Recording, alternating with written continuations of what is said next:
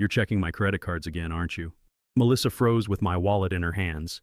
For just a second, I saw something I'd never seen before. Not embarrassment, not guilt. Calculation. My name's Blake. I'm 36 and I catch people who steal money electronically. Melissa had been doing this routine for almost a month now. Going through my wallet while I showered, checking bank statements when she thought I wasn't looking. After 11 years working cybersecurity at Phoenix Security Solutions, I know suspicious behavior when I see it. She looked up with that smile she always used when caught, just looking for the hardware store receipt. You know how I get about expenses. I knew exactly how she got about expenses. We lived in Austin in a condo we could barely afford because Melissa had to keep up with her friend Sarah's lifestyle. The same Sarah who posted vacation photos from Europe while we saved for camping trips. If you enjoy stories about betrayal and how the truth always comes out, hit that like button and subscribe right now. Every day brings new stories, each one more shocking than the last. Hardware receipts are in the desk drawer, I said. Same place they've always been. She put my wallet back, but the angle was wrong. Small detail, but in cybersecurity, small details matter. I'd been investigating financial fraud for years. Corporate theft, identity fraud, employee scams. The patterns were always the same. Someone gets access they shouldn't have. They start small, test the waters, then get bolder. Melissa headed upstairs. I'm calling my sister about Thanksgiving. I watched her go, then checked my wallet. Everything looked normal, but normal doesn't mean safe. She'd been handling my cards, studying them, memorizing numbers and security codes. Financial fraud always starts with opportunity. Someone leaves their information exposed or trusts the wrong person. I'd seen marriages destroyed by this more times than I could count. I went to my office and opened the fraud monitoring software I used for client demos. If someone was planning to access my accounts without permission, they were about to learn a hard lesson. That evening, I set up something special. A bait card connected to an account with exactly $60,000. The same monitoring systems I used to catch corporate thieves would track every transaction. GPS locations, merchant details, timestamps, everything needed to build a solid case. I placed the card exactly where my regular debit card usually sat. 4 days later, it was gone. I met Melissa 6 years ago at a tech conference downtown. She was finishing her business degree, working part-time at a luxury watch store. Smart, ambitious, and fascinated by financial security. My work captivated her. "You're like a detective," she'd said on our second date, "but for money crimes." Back then, her curiosity seemed genuine. She asked detailed questions about payment systems, fraud detection, transaction monitoring. I explained how it all worked, showed her case studies, even demonstrated some tracking software. Looking back, I was training my future adversary. We married 4 years later. Small ceremony, reasonable budget. Melissa had wanted something bigger, but my Phoenix security salary couldn't support the kind of wedding Sarah had thrown. Sarah married a crypto entrepreneur, lived in a house overlooking the lake, drove a car worth more than I made in a year. The comparison started subtly. Comments about Sarah's vacations, her designer bags, the restaurants she frequented. Melissa never complained directly, but the message was clear. We weren't keeping up. I took freelance work to boost our income. Late nights helping startups with security systems. The extra money helped, but couldn't bridge the gap between our life and Sarah's. Melissa started working more hours at the watch store, but somehow her paychecks got smaller. When I asked, she said the manager cut commissions. Made sense. Luxury retail was struggling. The warning signs had been there for weeks. Questions about my travel schedule, my work meetings.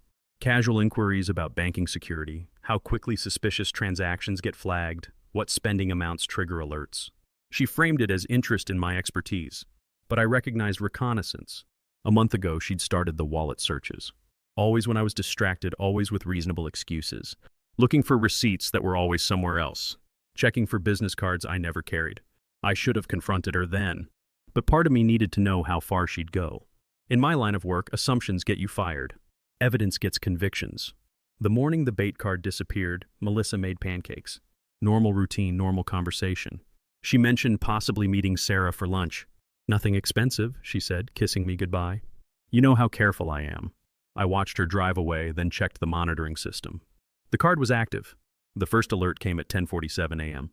Single transaction, $800, upscale boutique downtown. I was in a client meeting when my phone buzzed. Standard protocol, any purchase over 500 triggers alerts. I stepped outside and checked details.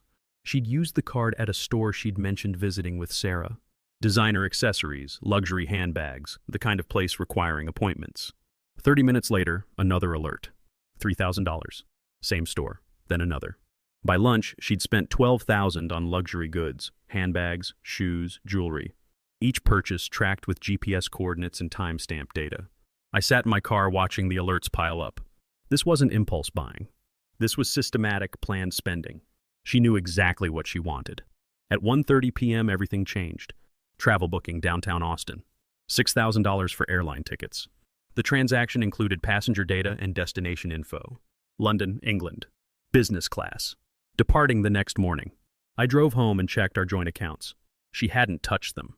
Smart move. Taking shared money would be harder to explain. But the bait card was linked to an account she didn't know existed. That evening, Melissa cooked dinner like nothing happened. Discussed her day, mentioned shopping with Sarah, complained about traffic. Perfect performance. If I hadn't been monitoring in real time, I'd never have suspected anything. After dinner, she packed a suitcase. Sarah invited me to a wellness retreat, she said. Last-minute thing. Her treat, that's generous. We leave early tomorrow. I'll probably be gone through the weekend. I helped carry her suitcase to the car, kissed her goodbye, watched her drive away for what she claimed was a local retreat. 25 minutes later, another alert. Airport parking, long-term lot. Then silence. At 4 a.m. Central Time, my phone exploded with notifications. Transaction after transaction, all from London. Hotels, restaurants, shopping districts. The bait card was funding a European vacation while I sat in our Austin condo watching every stolen dollar in real time. She thought she was stealing from me. Instead, she was documenting her own crimes with digital precision. I made coffee and settled in to watch. 11 years of fraud investigation had taught me patience. Evidence gathered carefully was evidence that lasted in court. By the end of the week, she'd spent almost $50,000 of what she believed was my money. The international alert started day 2 of Melissa's retreat. The fraud monitoring system was designed to catch sophisticated crimes, and it was performing perfectly. Every transaction triggered notifications to multiple databases: my monitoring system, Phoenix Security's network, and international tracking protocols.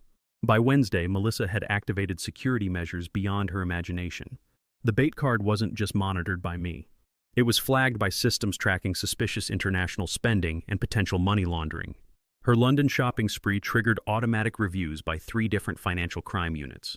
The volume and pattern: first-class flights paid for with a card that had been dormant for months, luxury purchases totaling tens of thousands in days, suggested either legitimate wealth or criminal activity. The kind of spending that sent red flags through international banking networks.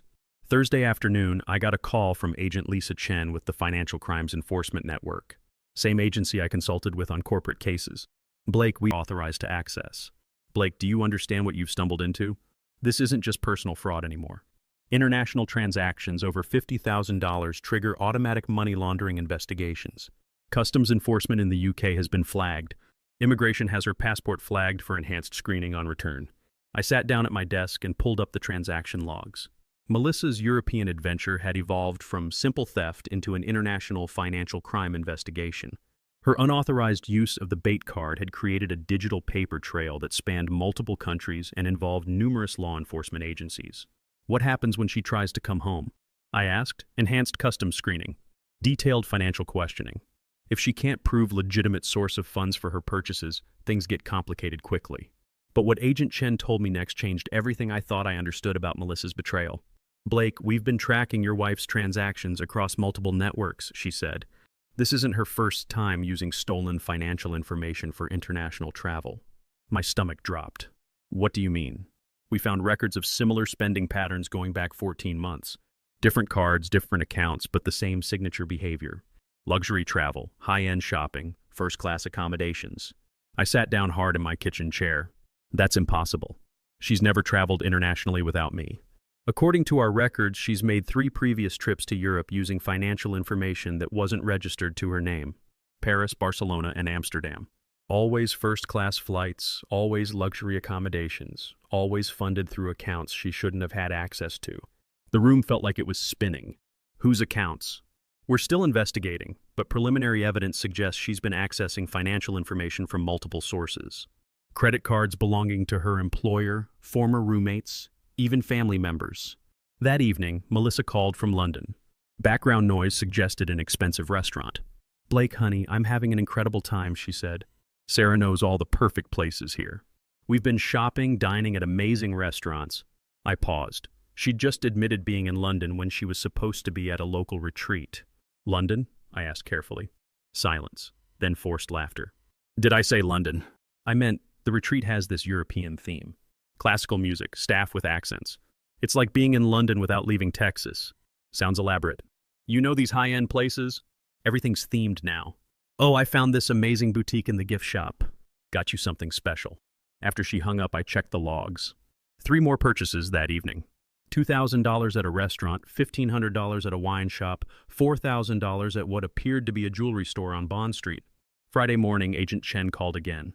Blake, we need to talk in person. The international scope of this case has expanded beyond personal fraud. Can you come in this afternoon?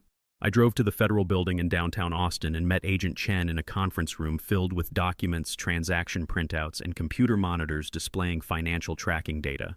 Your wife's spending pattern has triggered investigations in 3 countries, she said. The UK, France, and the United States.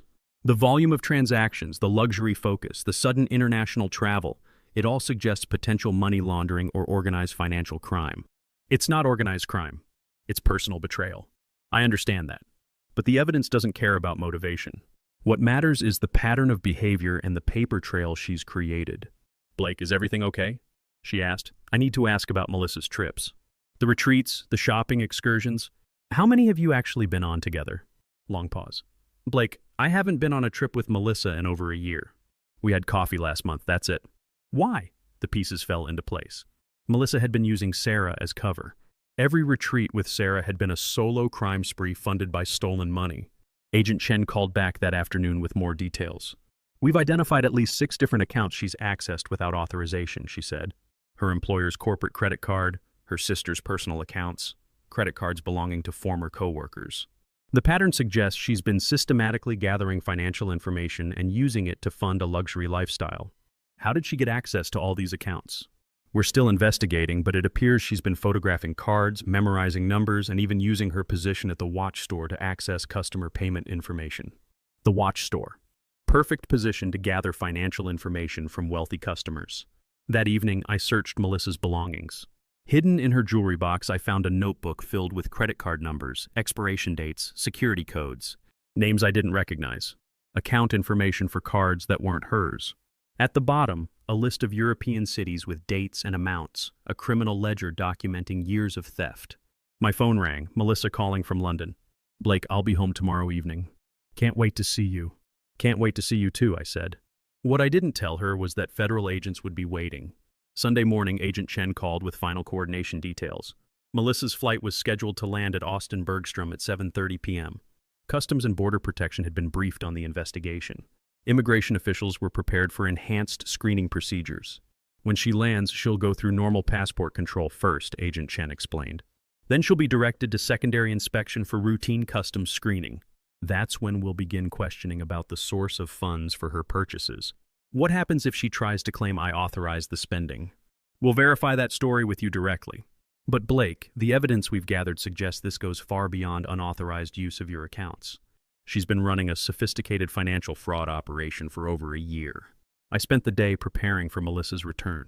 Cleaned the house, organized the evidence I'd gathered, reviewed the transaction logs one final time. By evening, the bait card showed total spending of $49,700. Every purchase documented, every transaction tracked, every dollar creating another piece of evidence for federal prosecutors.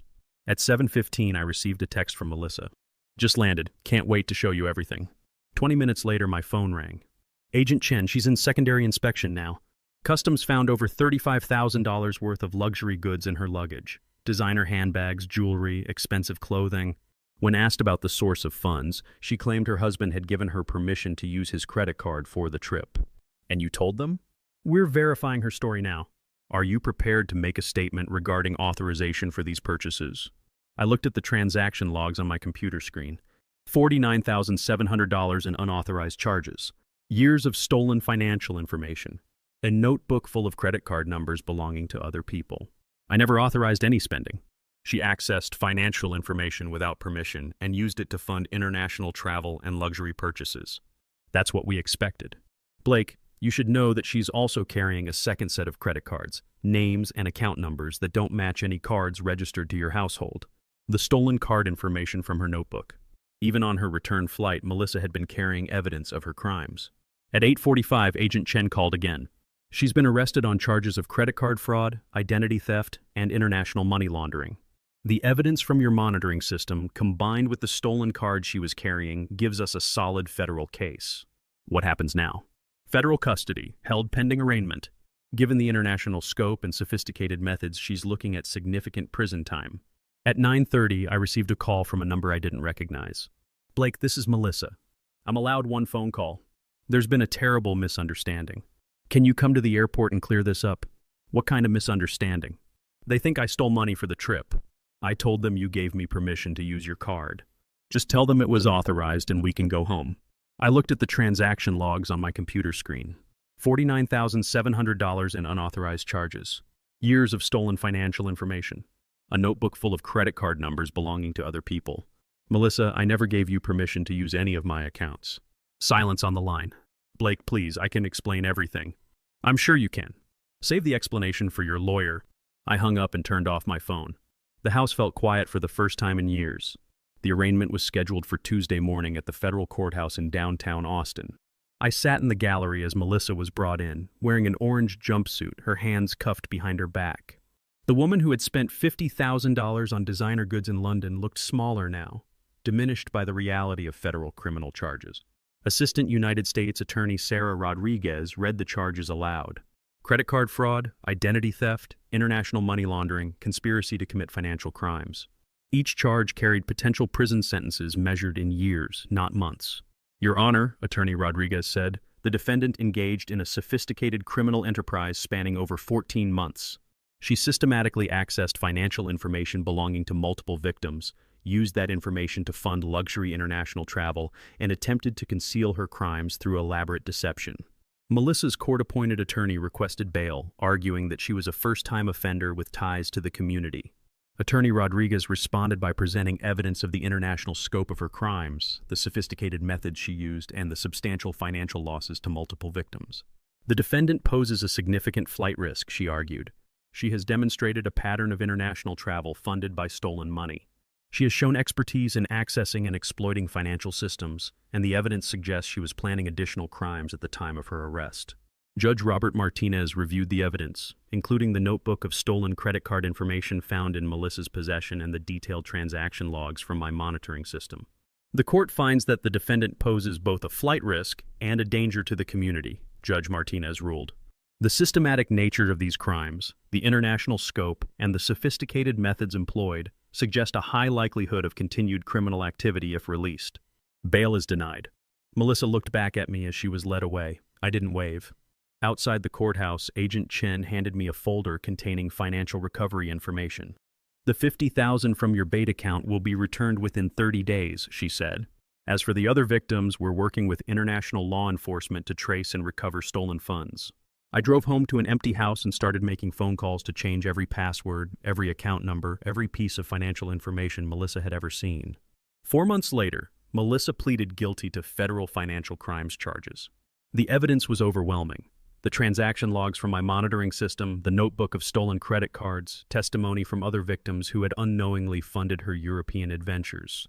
She received a sentence of 96 months in federal prison, followed by 36 months of supervised release. Restitution was set at over $350,000, representing the total amount stolen from all victims over 14 months of criminal activity. The jewelry store where she worked was also investigated. Owner Michael Santos discovered that Melissa had been systematically photographing customer credit cards during transactions, using her position to gather financial information from wealthy clients. 4 additional victims came forward, all customers who had shopped at the store and later discovered unauthorized charges on their accounts. Sarah called me after the sentencing hearing. Blake, I had no idea what she was doing. All those times she said we were traveling together. She was lying to both of us. I know, you weren't the only one she deceived. Is there anything I can do? Just remember that some people aren't who they pretend to be. I moved out of the Austin house 8 months later. Too many memories, too many reminders of the life I'd built with someone who had been lying from the beginning. I took a new position with a cybersecurity firm in Austin specializing in financial fraud prevention. The irony wasn't lost on me. The skills that made me good at catching corporate thieves were essential for documenting my wife's crimes. The bait card meant to catch a suspicious spouse exposed an international criminal operation, Sometimes the person closest to you is the one you know least. 6 years together, and I'd been living with a stranger who saw me as just another source of money. But her greed became her downfall. She got so comfortable with crime that she made one fatal mistake. She tried to steal from someone who catches thieves for a living. The cybersecurity expert became the victim, but more importantly, became the one who brought the criminal to justice. If you enjoyed this story about betrayal and how expertise can expose the truth, please like this video and let me know your thoughts in the comments.